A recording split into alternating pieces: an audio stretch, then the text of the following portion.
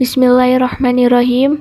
Assalamualaikum warahmatullahi wabarakatuh. Perkenalkan, kami dari kelompok 2 yang beranggotakan 3 orang. Yang pertama, Riza Yaumil Falah. Yang kedua, Rena Amalia. Yang ketiga, Dian Miftahudin. Dari jurusan Ekonomi Syariah semester 7 kelas A. Kami ingin menjelaskan mengenai motivasi konsumen dan kepribadian konsumen di era digital untuk memenuhi salah satu tugas mata kuliah Digital Market Behavior. Untuk materi pertama yaitu motivasi konsumen. Motivasi adalah suatu usaha yang disadari untuk mempengaruhi tingkah laku seseorang agar ia tergerak hatinya untuk bertindak melakukan sesuatu sehingga mencapai hasil atau tujuan tertentu.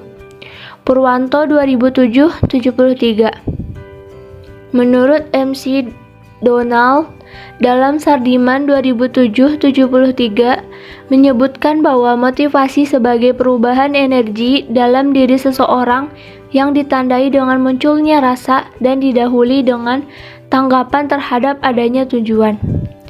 Motivasi konsumen adalah keinginan dalam diri individu yang mendorong mereka untuk bertindak dalam mencapai tujuan yang diinginkan. Di samping motivasi mendasari seseorang untuk melakukan keputusan pembelian, maka akan dipengaruhi juga oleh persepsinya terhadap apa yang diinginkan. Konsumen akan menampakkan perilakunya setelah melakukan persepsi terhadap keputusan apa yang akan diambil dalam membeli suatu produk. Yang pertama, ada harga. Harga merupakan suatu nilai produk karena akan berpengaruh terhadap keuntungan produsen. Harga juga menjadi pertimbangan konsumen untuk membeli, sehingga perlu pertimbangan khusus untuk menentukan harga tersebut. Harga merupakan suatu nilai yang dibuat untuk menjadi patokan nilai suatu barang atau jasa. Yang kedua, sikap konsumen. Orang memiliki sikap terhadap banyak hal. Misalnya, pakaian, makanan, musik, binatang, dan mobil. Sikap adalah kecenderungan yang dipelajari dalam berperilaku dengan cara yang menyenangkan atau tidak menyenangkan terhadap suatu objek tertentu. Shipman dan Kanuk 2008-222. Yang ketiga itu ada keputusan pembelian.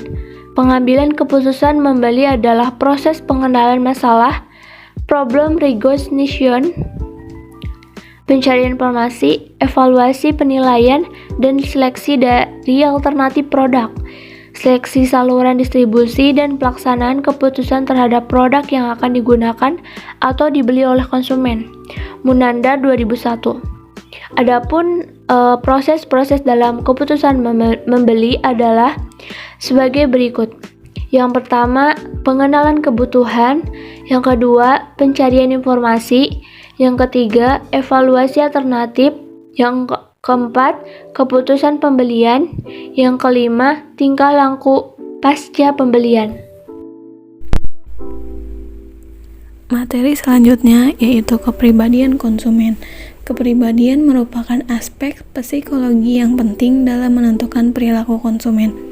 Perbedaan kepribadian pada setiap individu menghasilkan persepsi yang berbeda-beda dalam berperilaku saat menjadi konsumen. Konsumen merupakan faktor terpenting pada bisnis. Setiap konsumen memiliki tipe kepribadian yang berbeda-beda. Tipe kepribadian merupakan salah satu yang mempengaruhi perilaku konsumen terutama pada bisnis online. Menunjukkan bahwa salah satu faktor yang mempengaruhi perilaku impulsif buying adalah tipe kepribadian. Hal ini menjelaskan bahwa tipe kepribadian konsumen merupakan salah satu faktor yang mempengaruhi perilaku konsumen. Salah satu teori yang digunakan untuk menggambarkan kepribadian seseorang adalah Big Five Personality yang dikembangkan oleh McRae dan Costa. Menurut McRae dan Costa, mengelompokkan model kepribadian menjadi 5 kelompok. Yang pertama ada kesesuaian, yaitu menggambarkan individu yang memiliki kepercayaan terhadap orang lain. Yang kedua ada kesadaran, yaitu menggambarkan individu yang memiliki kepribadian yang disiplin. Yang ketiga ada ekstraversi, yaitu menggambarkan individu yang memiliki daya tarik pada hubungan interpersonal. Yang keempat ada neurotisisme, yaitu menggambarkan kestabilan dan ketidakstabilan emosi pada setiap individu. Dan yang terakhir ada keterbukaan terhadap pengalaman, yaitu menggambarkan individu yang kreatif, imajinatif, dan artistik. Era digital adalah masa ketika informasi mudah dan cepat diperoleh serta mudah dan cepat disebarluaskan menggunakan teknologi digital. Adapun pengertian dari teknologi digital adalah teknologi yang menggunakan sistem komputerisasi yang terhubung internet.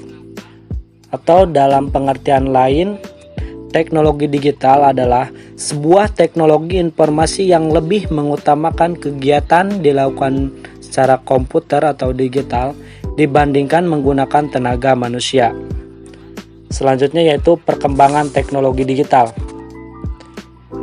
Dimulai dari perkembangan komputer, terus lahirnya internet, dan kemudian adanya telepon sel atau telepon seluler, dan yang masa sekarang yaitu adanya situs jejaring sosial seperti Facebook, Twitter, Instagram, YouTube, dan lain-lain.